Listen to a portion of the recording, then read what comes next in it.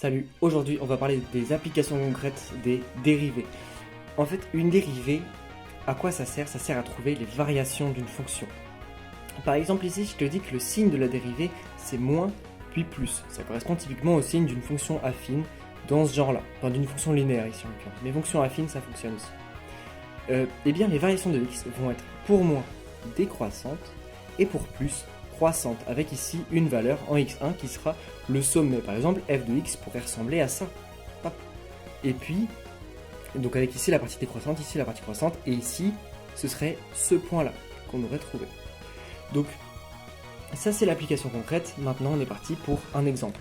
Et on est parti pour l'application concrète. Ici, on va faire avec f de x égale x au carré plus 4x moins 3. Donc d'abord, on va commencer par faire la dérivée. La dérivée, je l'écris ici, c'est x au carré, la dérivée c'est 2x, et 4x, la dérivée c'est 4, et moins 3, la dérivée c'est 0, donc on ne le compte pas.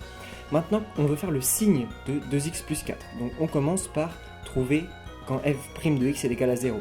Donc 2x plus 4 égale 0, ça nous fait, donc on passe le 4 de l'autre côté, ça fait 2x égale moins 4, et on divise par 2, ça fait x égale moins 2, ok, parce que moins 4 sur 2, ça fait moins 2. Donc ici, on a la valeur qu'on a là, ok? Ici, ça s'annule. Et maintenant, dans quel sens ça va? Est-ce qu'elle est plutôt comme ça ou est-ce qu'elle est plutôt comme ça? Et bien en fait, on regarde ce truc-là, le 2. Le 2, c'est une valeur qui est positive. Et si A, donc A c'est la forme AX plus B, si A est positif, eh bien la fonction elle est croissante. Et si la fonction est croissante, ça veut donc dire que ça fait d'abord moins, puis plus. On en déduit les variations de la fonction elle fait comme ça, puis comme ça. Et vu que la fonction est décroissante puis croissante, elle a forcément un sommet. Le sommet il se trouve en moins 2, donc on va faire f de moins 2. Donc là ça fait moins 2 au carré, ça fait 4, plus 4 fois moins 2 ça fait moins 8, moins 3. 4 moins 8, moins 4, moins 3, moins 7. Hop, moins 7. Et maintenant on connaît les variations de la fonction entre moins l'infini et plus l'infini, donc elle est comme ça, hop, avec ce point là qui est moins 7.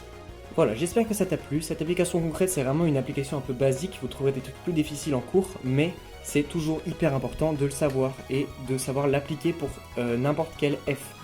Donc, si ça t'a plu, n'hésite pas à me dire en commentaire. Et sur ce, on se retrouve demain pour la prochaine vidéo.